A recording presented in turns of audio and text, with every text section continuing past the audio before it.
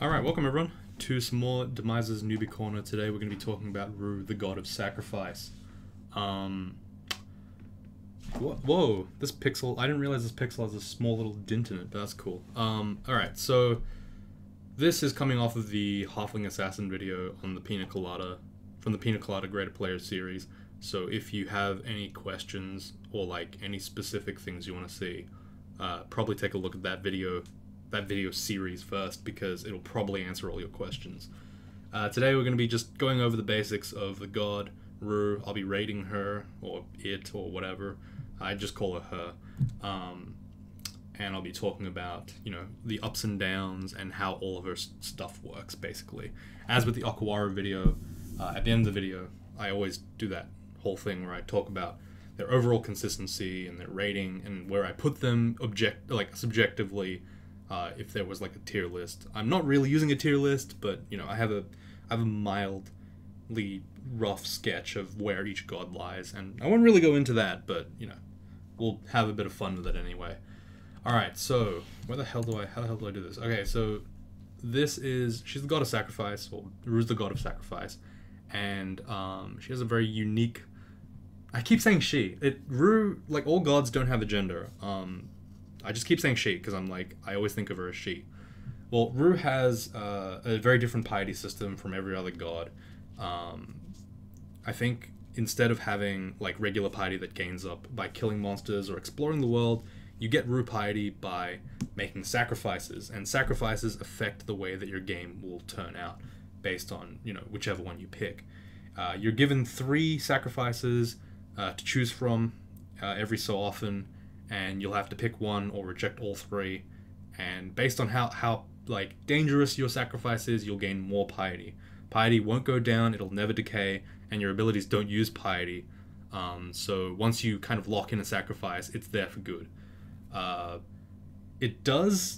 So playing as a monk, unlike other gods, actually doesn't provide you with like an increase in piety. What it does instead, for Ru, is it provides you with an immediate sacrifice. So normally you have to kind of kill a couple of dudes to get the sacrifice timer running, but with Monk you can pick a sacrifice immediately, which could be really good depending on, you know, what you get.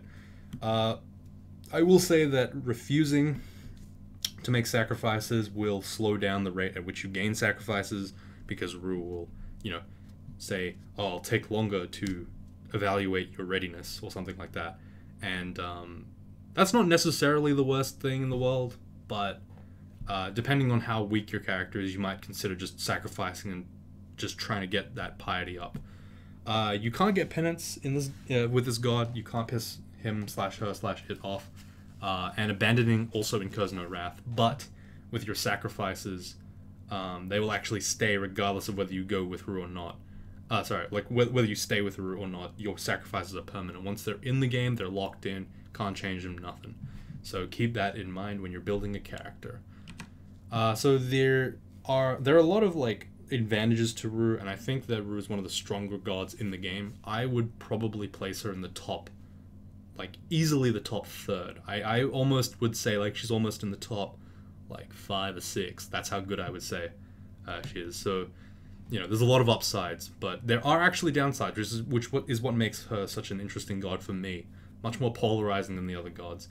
So the passive that we'll talk about later, the Aura of Power, is really, really strong.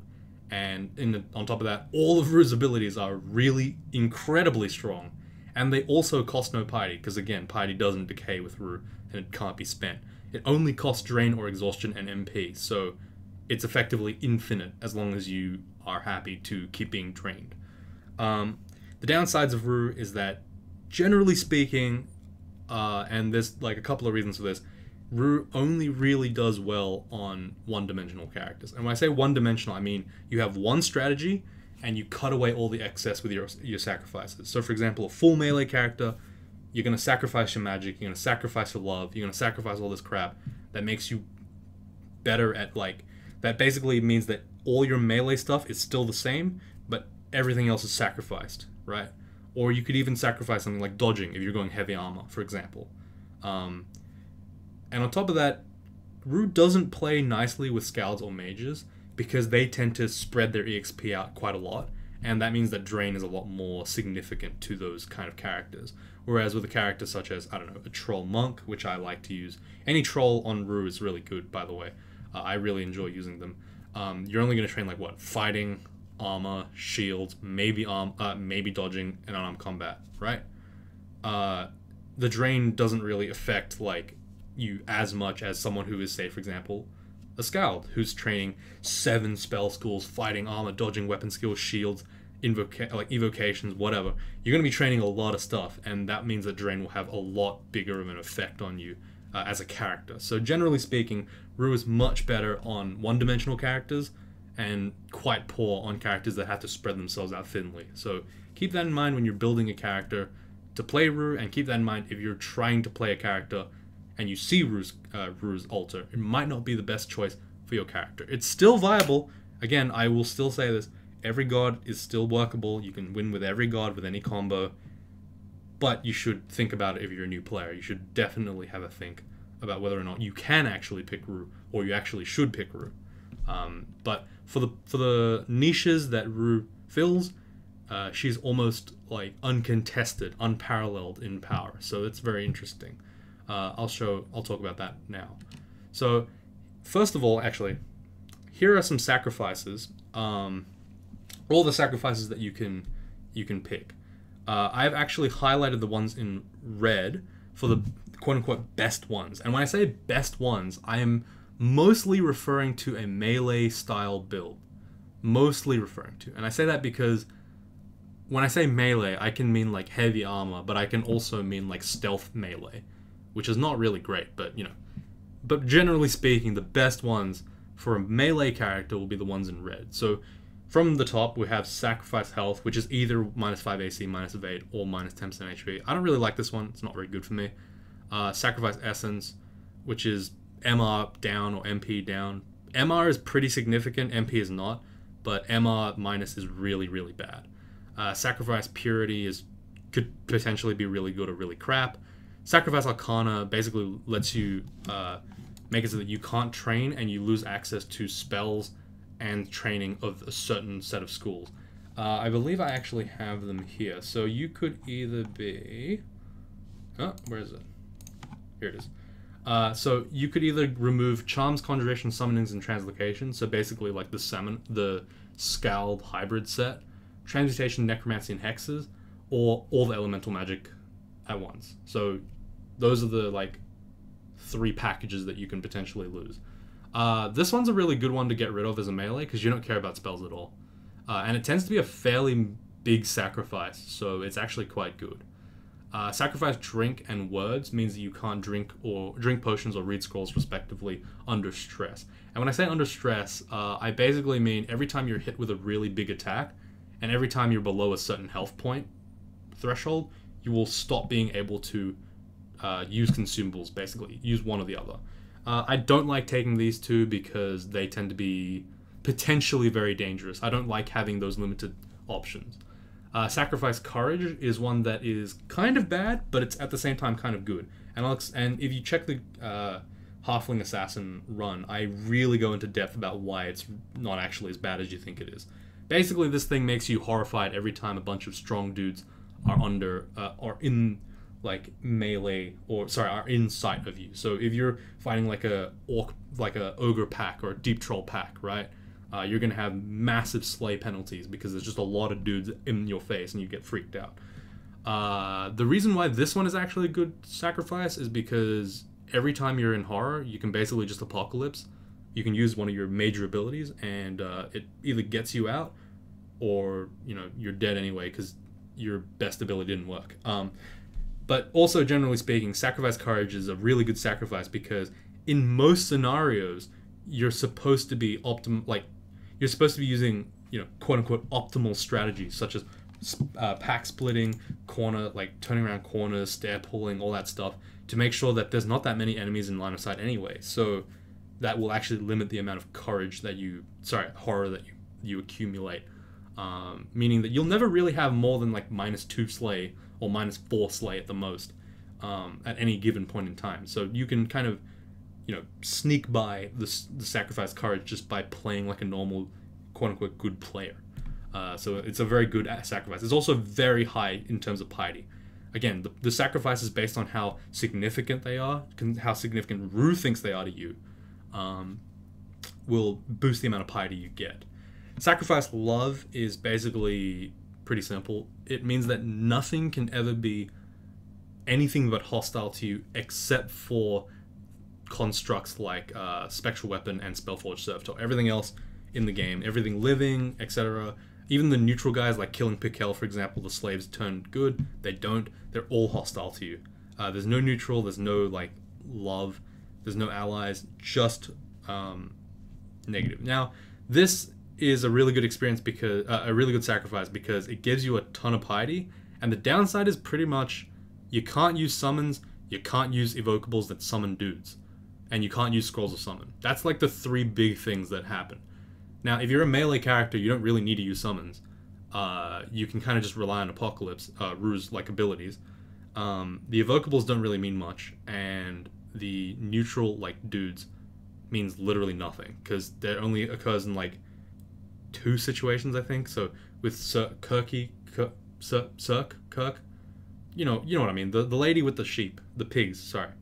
So the lady with the pigs and Pikel and his slaves, and that's like the only 2 situations where anything would be like allied with you outside of, you know, your own actions, and they're not really significant at all. So that's pretty much all you need to know about sacrifice love. So love and courage are really good ones. The next 2 are on the right are nimbleness and durability. So that's no armor, no dodge training. It also removes all of your current training as well. So you can't just like lock it in when you have 20. Having said that, if your skill is high in that skill already, so if you have high dodge and then you take the sacrifice nimbleness, you will gain more piety. It will be considered a significantly bigger sacrifice.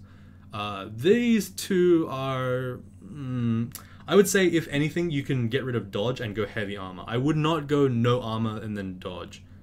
Like, you can do it, but I don't know. I don't like the swinginess of combat when you're only dodge. You can still go heavy armor and you'll just get the same returns as a regular guy with no armor, but you know, it has been done though. I think Yomak has done significant numbers of Rue runs where he just sacrifices armor and then goes like Fairy Dragon armor or something from the Enchantress, and he still gets about 25 AC. It's not bad, so keep that in mind. You can actually do that, but for my money, I would say subjectively, I don't take those 2 unless I'm very certain I'm going to be picking something like, if I'm playing something for some reason, like a Minotaur Fighter of Rue, I'm going to be like, I guess I don't need dodging, I'll just go heavy armor, it's fine. But on something like a Troll, for example, because you kind of want dodging as well as armor, because you have those robes for so long, you know what I mean? So yeah, that's what I'm thinking. You may choose your own path, but that's what I feel. So Sacrifice Artifice is another pretty major one. I don't like this one at all. This basically says you can't use evocables, meaning no wands, no items that are evocable, and you can't evoke, like... I assume you can't train evocations either. I don't even know if you can use, like, Rings of Invisibility or something. Sorry, not Rings. Cloaks of Invisibility. But basically, this is not really one that I've ever taken, and the only reason why I say that is because it removes the ability to dig, it removes the ability to Acid Wand, it removes the ability to Paralyze in the early game, you know, Enslave in the early game, Ice Blast, Wand of Clouds. There's a lot of stuff that it's just kind of good to have. Like, again, I've seen plenty of people get rid of it, but I personally think that it's not a great idea. Let me see if there's anything else about that specific one. Yeah, you can't activate any evocable things except for the figurine of a ziggurat, so that's pretty interesting. Okay, so Sacrifice Stealth. This sets your stealth directly to 0, and it means that you cannot train stealth as well. According to, I believe, LearnDB, this is the equivalent of being permanently berserk in terms of your stealth level. And is this really that bad? Not really. It's actually... It says, like, in the game that it's a super big sacrifice, but in reality, most of the time it really doesn't mean much. Most melee characters don't care about stealth at all. So the tankier you are, the less stealthy... Like, most characters don't even care about stealth at all. You're in plate armor, for God's sake, or whatever. you're in gold dragon armor. You don't care about stealth. So, you know, relatively, this is a sacrifice that gives a lot, but doesn't cost that much. So, but don't tell the game that, because otherwise they'll reduce it. Yeah, so I like that one. That's why I bolted it, or I put it in red. Sacrifice a hand. This one is not the worst thing on certain characters. For example, octopodes, but some are annoying. Basically, it just means you can't use a shield and you can't use a two-handed weapon. And I believe you also lose one ring. So it's kind of bad. But on an octopode, this actually doesn't cost very much. I don't know if that costs you... Let me see. Oh, you also can't use bows. Interesting. And you can't use your offhanded weapon. I'm trying to think about whether or not octopodes can use a shield. I don't think they can use a shield, but they'd only lose one ring slot, which is like hardly relevant given they have 7. So I guess if you're an octopode, sacrifice a hand is pretty damn good. But again, you'll lose a shield, and I don't think losing a shield is a good idea for an octopode. So that's why I don't really like this particular sacrifice. I think it's a very heavy sacrifice. It does give you a crap ton of piety, but it's still kind of rough. The next one is bolded red, sacrifice experience. So this one just makes you lose 2 XL, and it means that your max XL is 25. Every time I see this, I pick it. Because XL means almost nothing. It's like a couple of hit points and maybe some stats. I don't really care about any of that. And it's a enormous sacrifice for Rue. But it means basically nothing for the character. Like, functionally, your character is exactly the same. You miss a few hit points, like I said. It's really not that relevant. So, I think that that's one of the better... That's the best sacrifice. Like, almost objectively, I would say that's the best sacrifice to pick. Just because the ratio of piety to cost nothing at all. The next one, sacrifice skill, all aptitudes -1. I don't like this one because, you know, you're already going to get drained a lot. It feels kind of odd to then cut your aptitudes down further. I feel like that's like weakening your character a lot, so I don't like picking it. Sacrifice eye. This one's like mediocre for melee. Like it's not bad. For ranged, it's pretty tough. Like it actually does affect you quite badly. But it's basically the same as you wielding 2 amulets of inaccuracy, which is the equivalent of -10 accuracy, which is quite a lot. You will end up missing a fair amount, but not. It's not like incredibly noticeable. Like it's not like you're missing every second attack. You're still kind of hitting most of the time anyway. You're just sometimes losing stuff. So it's not that bad. And sacrifice resistance. This one is the one that I will also never pick. It's RF and RC minus, which is for my like I don't understand why this one costs 2 resistances rather than just 1. I really don't like that, but whatever. Yeah, this one's really tough because of course RF and RC is hard to come by as is. So you're going to have to work extra hard to get more RF for Zot, and you're going to constantly be in fear of, you know, running into something that does a lot of cold damage if you don't have cold resistance. Taking like 150% damage isn't really fun. Or is it 200% damage? It's a lot if you have negative resistances, so keep that in mind. So yeah, these are the all the sacrifices. You'll be asked to pick 3 from 3 every time until you get to full piety, and then at that point you'll not be asked to get any more sacrifices. Generally speaking, if you have the 5 that I've I don't think you even need the full 5, but I think if you have like 4 of these, the red sacrifices, you'll probably be at max piety, and maybe like I don't know, get screaming or like stat rod sometimes, or some loss of stats. That's like not even a huge deal at all. So yeah, those are the sacrifices. That's what I was going to talk about. Bada bing, bada boom. All right. So the first thing about Rue is the passives, which is her aura of power. So as you get stronger with Rue, you exude this like thing, this mist, I guess, where enemies around you will falter to attack you and may actually attack itself or others just at random. And this scales with piety passively. So every time enemies try to attack you, they might hit themselves. I've seen Hydras kill themselves just off this blow, so it's pretty damn good. I believe that it ends with 10% scaling, 10% chance for this effect to occur at max piety. So that's the first aura power. At the second pip, so once you get to past the first pip of piety with Rue, you also will inflict status effects on enemies that try to attack you. So Corona, Silence, Blind, Slow, or Paralysis. Paralysis being, of course, the best one. This chance to inflict also scales with piety up to about 33% at max piety. And the chance of inflicting a more severe status effect rises with damage sustained and falls based on the attacker's hit dice. So people with really high hit dice won't be affected as much unless they get damaged a lot. And for my notes, I say it's really strong, and I honestly think that, like, I've said this in the video, but the passive is almost good enough that I would be willing to take Rue even if I didn't have any other abilities. It's not like she wouldn't be good as a god, but like it's almost that good, which is pretty crazy. Maybe if you had like one extra ability, she'd be pretty much mid-tier already. So it's pretty crazy that you get more stuff on top of that.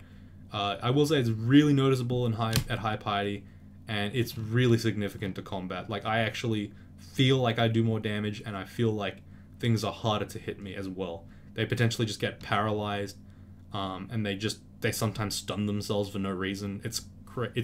It's really good. Of course, it's not really manipulatable, so you can't really like do anything with it, but it is very powerful. Like, you just set and forget it, basically. The next ability, the first active, and I've used the expanding brain meme to kind of like, show how this works.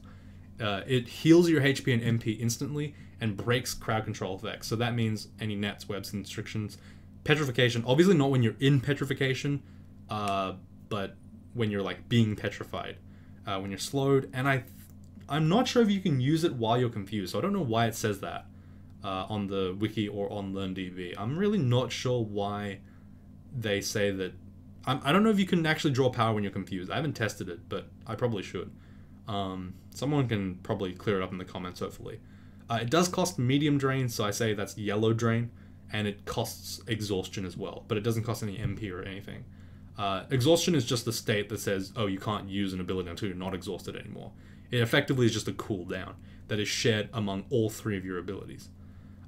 So my notes is that it's really strong, and you can use it really liberally, but as you kind of get later into the game, it means a little bit less, because in general you want to be using Rue's third ability, Apocalypse, way more often, and the exhaustion kind of sucks for that reason alone. It is pretty good though as a heal. It can heal up to 50 HP in one shot at max piety. That's the max roll you can get. And I've just put the averages down there. So when you first unlock it, it heals on average 15 HP. And then at max piety, it heals on average 32.5 HP. So that's not too bad. MP wise, it's not as great. It's fine, I guess. 6 MP at minimum, 10.5 at max. Again, I don't really care about the mana as much. It's not really a huge deal. Most of the time, Rue characters, the only time you use MP is like when you're trying to Apocalypse, and if you use Draw Out Power, you can't Apocalypse because you're exhausted. So, it's not bad. It's just, it gets overshadowed by how amazing all of Rue's other abilities, like Rue's major ability is. So her second ability unlocked at 3. Is it unlocked at 3? That does not sound right. I think I may have fucked that up. Sorry, guys. Yep. Nope. I'm done. Look at that. Live editing. I'll never use these slides again, but live editing. It's fine. So Power Leap is unlocked at 4 pips of piety, and it's a 3-tile blink, control blink, that damages enemies around in the destination. So it acts like a fireball. It hits 8 tiles around you. It costs 5 MP and it's exhaustion, but it does not drain you, which is pretty cool. What do I think of this ability? Generally speaking, it is very overlooked compared to Draw Out Power and Apocalypse, and I don't think it's underrated, actually. I think it's kind of just fine. It's really good if you're a Formicid and you can't actually blink away from stuff, but most of the time your character wants to either be Apocalypsing or using a consumable. Like, rarely do you want to like Power Leap and then use a consumable. It doesn't make any sense. Like, I would just rather Power Leap. Like, there's no reason to Power Leap, basically.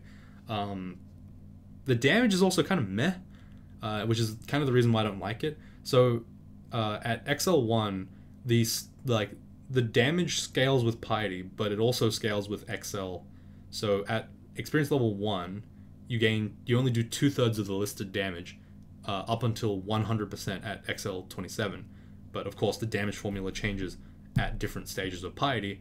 But basically, at the beginning, it does less, and then at the end, the most damage you can do at a max roll at XL 27, which you won't be because you're level 25 most of the time, is only 57. And for reference, I put in an Emperor Scorpion, which has 101 to 103 HP. So, like, you're doing half of Emperor Scorpion's health at most. Oh, that's not even 103. I'm fucking dumb. That's 138, I think, or something like that. I don't know. Whatever. Fine, 103. Whatever. Live editing. We're doing it live. It's fine. That's wrong, by the way. That's not even 103. I'm fucking stupid. Like, but yeah, like, it barely does anything. So I think, like, compared to Draw Out Power and the next ability, it's mediocre. So I don't really use it that often. You can use it. Again, Formizards would love it, but most characters don't really care as much. So the third ability is the God ability. It's the Rue ability. It's what makes Rue the juicy top-tier character, top-tier god that I feel she is. It's a full-screen AoE nuke, which deals massive damage, and it also inflicts status effects irresistibly. So it does irresistible damage and can do things like Paralyze and Orb of Fire. It's one of the few ways you can actually status effect things in this game. So it's really, like, magic immune things. So it's really damn good. The damage scales with Piety and XL, and it's very, very loud, so keep that in mind. But if you're apocalypsing, you already know why you're apocalypsing. Like, your screen is full. It's delicious. It costs a shit ton of drain, 8 MP, and it exhausts you for a long amount of time. Now, red drain is like 1.5 to 2 skill levels of drain. That's a fair amount. It's actually not too bad. But the thing about Apocalypse that makes it really good is the fact that when you kill an enemy with Apocalypse, that kill counts towards working off your drain. So if you're using it in high tension situations with a shit ton of enemies or a shit ton of strong enemies, there's a good chance that you just go straight to yellow drain immediately, just because you've killed so much stuff that your EXP kind of unlocks your drain again. So if you use it wisely, it's incredibly powerful. In the early game, you can use it on things like Hydras and Blink Frog packs, Death Yak packs, like Dire Elephants. You can use it on the Orc Vaults. You can use it on any Swamp Vault or Snake Vault, whatever you want. Like, it's crazy good. And it'll just wipe the floor with them. It'll one-shot a Hydra easily, or if it doesn't one-shot, it'll put it down to enough health that you'll be, like, basically able to kill it immediately. And you should actually be able to get to high-ish piety by the middle of lair if you do your like sacrifices right. So, you know, Apocalypse is actually a real possibility to use in lair, which is crazy. And for my money, I think it's actually one of the better Orb of Fire killers in the game, because it almost instantly annihilates the Orb of Fire, and it means that your character doesn't have to be like extra strong in melee to kill an Orb of Fire. You don't even have to really buff up. You can just kind of like Apocalypse on an Orb of Fire and then just kill it. And you'll gain so much EXP from that kill, you're basically back to normal already, so it's really, really strong. I tend to train a little bit over Mindalay, about like 1 or 2 levels over, whenever I run Rue, just because I want to, you know, make a buffer for myself. Just so I'm like, even if I drain down, I'm still at Mindalay. You don't have to do that. I just do it because I like to be safe. And as you'll see in a second, you can combine Apocalypse with an Immolation Scroll for absurd damage. It's like ridiculous. It instantly one-shots whatever the hell you want. You want to kill slime in 3 turns? Do it. Fine. Immolation, hit it a couple of times. Immolation, Apocalypse, boom, everything's dead. Everything is dead. You know what I mean? That's all it takes sometimes. So here's an example. So here's me in Rue. I'm sorry about the memes, by the way. I got bored. Here's Rue. This was the character, the Halfling Assassin that I was playing earlier this week. And I dropped into Vaults 5 and I was like, wait, I got locked out. No, it's so bad. And then I moved off the staircase for some reason. I'm dumb. And then I read Immolation. And this is the first turn. This is the first, like, tick of Apocalypse. And you can see that's my fucking face on the right. I'm just like, oh, yes. And this is the immediate aftermath. Like, this is like, I just stopped pressing. I'm just mashing enter, getting through the Force Maws. And that's what happens in like 2 to 3. Like that was 1 turn. So you start from here and you end up here immediately. So it's pretty good. It's pretty good. Obviously, this was a character that had RF triple plus, but even if you have an RF double plus, you can still do the same thing. Just drink a resistance potion or something. I don't know, whatever. But yeah, it was very fast to kill Volts 5. And after that, like, a bunch of enemies came, and I just did the same thing. I killed them again. And you can see here that I went from horror minus 30, which is absurd, to light yellow drain. Like, Rue's ability red drains, but I worked it off just by killing a bunch of stuff. And I think by the time I killed the second pack, I was back to normal already. So it literally cost me nothing. That was absurd. The same thing could be done in Slime. You can see it on the channel. It's the Halfling Assassin finale. Whatever. It's cool. Anyway, so that is what Rue can do. Apocalypse is insane. The passive is insane. And Draw Out Power is really good. And Power Leap is decent. Now, my overall ratings are as such. Flexibility is C. Again, she doesn't really work well with a lot of characters. You only kind of pick Rue when you're playing a character that's going to be one-dimensional. Again, love it on trolls. Pick it on any melee character, you'll be happy. Pick it on a mage, you might not be as happy. It still works. It's still great. It's still fine. I'm not going to be as happy with it. I'm going to say that now because most of the time, Apocalypse is going to be better than any spell you can learn. And it's going to just drain the shit out of you. So it's like, why even bother with spells? You don't need it. Just Apocalypse. Dummy. Duh. Reliability is S, and that's higher than Aquara, which is weird.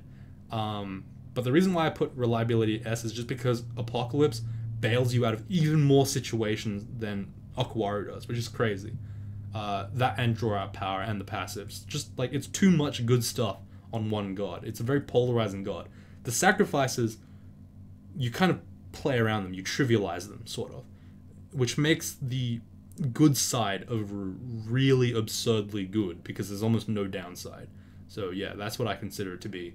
Her reliability to be S. Early game power is an A-. It depends. Again, I kind of put this as a variable. I put it as A- because that's average. But if you're rejecting sacrifices, you're not going to get enough piety to like kind of get to your Apocalypse buttons and your cool buttons early. But if you're going for like some of the less optimal sacrifices and you're not kind of like gaming your character to the max, you'll definitely get to that high enough piety that you can just kind of Apocalypse whenever you feel. So on average, I would say she's an A-. Kind of boosted by the fact that most of the characters that play Rue are generally pretty strong anyway. Extended viability, I put an A. I haven't, like, I've seen a bunch of Rue games in 15 Rune, and Apocalypse is still absurd. So I don't really see why she isn't great. I think I've only done 1 Rue, or even 0 Rues in Extended, so I don't really, like, I would say that that's, like, the shakiest rating I have. Other than that, her investment requirement is really high, obviously, because of the sacrifices. I know that I say they're trivial, but I mean, like, trivial compared to the other sacrifices. If your character is missing an eye, a hand, all resistances, MR, and can't train dodging, can't train armor, you're probably in a bad spot. It's a very hard investment. But if your character's like me and is just basically an incel, with, you know, no ability to do magic, no one loves him, coward, very fat and big, and inexperienced, like, you're fine. Like, just roleplay as me. You're good, guys. Don't worry about it. It's not that big of an investment. I mean, do I look like I put much effort into my appearance? No. Lol. Fuck off. So yeah, like, pretty easy. Pretty ease. Difficulty and complexity, very low. Once you learn how to play her, her abilities basically win for you. You almost don't do anything. And Apocalypse and just the passive just shits on, like, people just shit themselves when they come near you. It's that good. So overall, I would say this overall rating is A-. Comparing that to Aquawara, I would say that's A, who was an A, I think, or an A+. I don't remember actually. But yeah, he's slightly, I would say that overall, like, the sacrifices kind of screw you over, and the fact that you can't pick it on every character makes it a little bit lower. But in terms of raw power, Rue definitely brings the package, the overall package to you, and she brings it in a very big way. Okay, I've been talking for like 30 minutes straight, so that's it for today. Thank you guys let me go back to here. Thank you guys very much for watching. Hope you all enjoyed this newbie corner. It is a very long video because Ru's mechanics are a bit more complex, but I hope that you've come out of this video learning how to play Ru and learning basically what Ru can do. If you want to see more gameplay, I have plenty of Ru videos on the channel. The Halfling Assassin is the most recent one, and it's also one where I talk quite a lot about doing Ru stuff. So you can take a look at that. Alright, that's it. Thanks for watching, and I will see you all tomorrow for a stream of the Slime Troll. You might see it on the channel if you're watching this later on in the year or later on in the future. But I'm doing a Troll of Jivia. I'm diving down to slime pits and praying to RNG for some reason that the slime pits will be giving me a Jivia altar. So, alright, until then.